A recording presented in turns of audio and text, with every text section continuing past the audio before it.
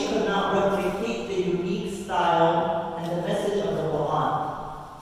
So what they decided to do, they gathered their best orators, the best poet of their time, and they challenged to bring forward something equivalent to the Quran. Not an entire surah, not an entire chapter or a juz of the Quran, but rather just one small surah equivalent to the Quran. And they failed in each and every single one of their attempts, and rather at times it backfired on them.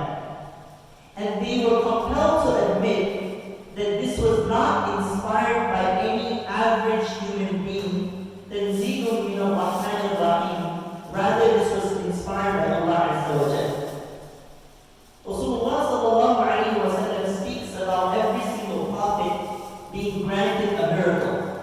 You look at the life of Musa alayhi salatu wa salam, he had the staff. When he would let go of the staff, it would become a snake, and then he would grab it and it would become a staff again. You look at Isa alayhi salatu wa salam, he was granted the miracle where momentarily he can bring back the dead alive. You look at Ibrahim alayhi salatu wa salam, where he was thrown in the fire, and Allah Azza wa Jalla commanded the fire to become cool for him, and he lived in that fire for 40 days or so, and he said, those were the best 40 days of my life. So every single prophet had a miracle. And Rasulullah sallallahu alayhi wa sallam said, the greatest miracle that has been ever granted to me was the Quran. Now let's just pause here for a second. He was granted other miracles as well, right? Water gushing out from his fingers, being able to split the moon with his fingers. But when he put all those miracles, including all the other Anbiya and all the other prophets, and all their miracles on one side, and you were to put the Quran on the other side, the miracle of the Quran would outweigh all other miracles. The miracle of the Quran will outweigh all other miracles. I want to speak about, in the few moments that I have with you, the relationship that average believers have with the Quran. Prior to the month of Ramadan coming closer to us each and every single day. But prior to actually speaking about that, I want to speak about how Allah Azza wa Jalla speaks about the previous nations and their interaction with their book. So Allah Azza wa Jalla in Surah Al-Jumu'ah says, مَثَلُ الَّذِينَ حُمِّلُوا التَّوْرَاةَ ثُمَّ لَمْ يَحْمِلُوهَا كَمَثَلِ الْحِمَارِ. He strikes a similitude and an example for us. مَثَلُ الَّذِينَ حُمِّلُوا التَّوْرَاةَ, those who were bestowed with Torah. ثُمَّ لَمْ يَحْمِلُوهَا كَمَثَلِ الْحِمَارِ يَحْمِلُ أَسْفَارًا. They will carry out that Torah throughout the city and the outskirts of Medina. And they will take pride in their book. The Jews of the time used to take pride over their book, and they used to look down on the pagan Meccans and the Arabs, saying that look how Allah Azza wa Jalla has granted us such a noble book, and look at how we have been honored. But Allah says, ثُمَّ لَمْ يَحْمِلُوهَا كَمَثَلِ الْحِمَارِ يَحْمِلُ أَسْفَارًا. Now let me give you this example. If you were to put a stack of gold or 100 grand on top of a donkey's back, and it was to carry that around, he wouldn't know its value, whether it's books, whether it's gold, whether it's money. He doesn't understand the value. So it's carrying it around, probably the gold or that money or whatever it's falling down. He doesn't even realize it's consumed its journey. That's the example that Allah gives of those people who are granted the law. What Allah is trying to tell us in essence is that these people had this book, but they never used to respect its rulings, its principles, and its guidance. And when you don't appreciate the book that Allah has granted you and its principles, its guidance, its hidayah, then you're just like that donkey that carries the books around or can carry something around which is so valuable and doesn't understand the value. Now here Allah is speaking about a previous nation, but it seems as if Allah is speaking about us again. Because aren't you and I the people who take pride over the Quran, and the Quran is like on the highest shelves of our homes and it accumulates dust?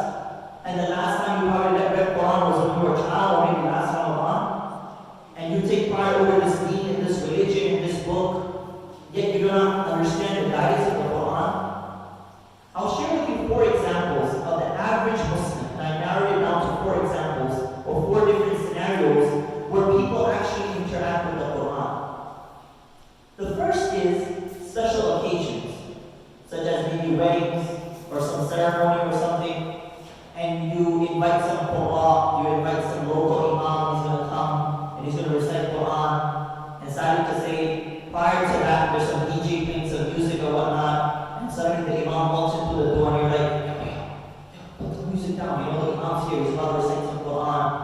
And then when the imam goes on the podium, he's about to recite some Quran. You have the men who sit up, straight. The women, they have their hijab or whatever, they straighten that out because Quran is about to be recited. So you have some reverence for Quran, but it's actually used for what? Some special occasion. The second scenario is for a cure and some remedy. Someone is sick in the family, they got cancer, they've been afflicted with something, whatever disease, and may Allah protect us from all forms of disease. But they've been afflicted with something or whatnot. And guess what? You went to all these different specialists, all these different doctors, went to other cities, and you tried so much, everything has failed, all these medications have failed, and now what? Let's get the rawi, let's get the person who can recite some Quran. And Allah speaks about this in Surah Al-Qiyamah. Qila wa man raq. You say, oh, where's the rawi, where's the Quran reciter? Maybe you can recite like some Surah Yasin or Surah Mulk or Ayatul Kursi or the last few verses of Surah Al-Baqarah to rescue this person and cure this person. And the third scenario are those individuals who actually recite the Quran for blessings. They actually recite on a daily basis, on a weekly basis, or maybe like today, like a day like Friday, they probably recite Surah Al-Kahf, knowing the virtues of that surah. And they rightfully so, they have the reward because they have recited the Quran. In the hadith of Abdullah bin Mas'ud radiallahu anhu, he says, "Man qara harfan fi kitabillah falahu hasana." Whoever recites one harf, they will get hasana. Wal hasanatu bi'ashri amthaliha. That every hasana is equivalent to 10 reward. La aqul alif lam mim harf wa lakin alif harf wa lam harf wa mim harf. The narration of Tirmidhi that if you recite alif lam mim for each and every single harf, you will get 10 reward. So in reality, you will get 30 hasana for just reciting 3 letters. But now here comes the question. If someone's just reciting or understanding a few verses here and there, is he actually living up to the standard of the Quran? Is he fulfilling the right of the Quran? And the fourth scenario, and the fourth category are those individuals who actually fulfill the haqq of the Quran. And Allah says, كِتَابٌ أَنزَلْنَاهُ إِلَيْكَ مُبَارَكٌ. This is a book that has been revealed, and it's a blessed book. The definition of barakah, when we say barakah, it's al-manafi'u al-kathira bi asbab al-qalila. Despite having very little, but it's sufficient. So you have one man who's making a very small income, but he's able to fulfill so many things. He's able to fulfill his family's needs, his extended family's needs, he's able to give sadaqah, he's able to give charity. But it's not like he's making $2 million, $3 million a year or whatnot. And then on the opposite, you have someone who's making millions of dollars, but you come to him and say, hey, can you write, $1,000 check? He said, come back to me later, I'll think about it and whatnot. There's no wealth in his life, even though he has so much money. So when you speak about Quran, Allah Azza wa Jalla says it's the absolute form of barakah. Why? Because its blessings just linger on. لِيَدَّبَّرُوا آيَاتِهِ. The purpose of reading this Quran is what? That you ponder and you reflect over it. لِيَدَّبَّرُوا, the word comes from the dubur, means to reach the end of something, the essence of something. وَلِيَتَذَكَّرَ أُولُو الْأَلْبَابِ, and this is a reminder for those individuals who have some form of intellect, who actually reflect and contemplate and have some idea of what is Quran. And sadly to say, many of us look down upon religious individuals who maybe teach Quran or whatnot and whatever they do. Often I go to many places to deliver a khutbah and whatnot, and often people ask me, what am I engaged in doing, what's my career, my background. I teach Quran. They look at me like, did you go to undergrad school? Maybe you could do something better, like engineering, or you could go to, medical school. You could do something better in your life. I don't understand why you're teaching Quran. Habib, my friend, there is nothing better that you can do except seeing a young child, an innocent child, recite Quran, and actually later on in the future, reciting those same verses for their parents as shafa'ah. And you know what it is? What we do when it comes to religion, when it comes to Quran, we try to differentiate. We differentiate Quran way of form of life. And that's usually the wrong notion that we have. Because people nowadays, because of the advancement of technology or many other things, they ask questions like, does Quran speak about science? Does Quran speak about technology? Does it speak about architecture? Well, in some places, yes, it does. والشمس تجري لمستقر لها ذلك تقدير العزيز العليم والقمر قدرناه منازل حتى عاد كالعرجون القديم. It speaks about some form of science. It speaks about other form of architecture and design. How Allah Azza wa Jalla created this dunya, the mountains, the moon, the stars. He speaks about many of these things. But we forget that was that the purpose of why the Quran was revealed. Quran didn't come to speak about technology. Quran didn't come to speak about architecture because that's constantly changing. You think about like 100 years ago, there was no computer, there was no phones, right? And now we have phones and we feel like as if we can't live without phones. And there's constant changes. Who knows what's going to happen after another 100 years? But think about it. 100 years ago, there was greedy people, right? There was people who used to lie, who used to cheat, who would fornicate, who would indulge in some interest, who would, steal. And we still have that today.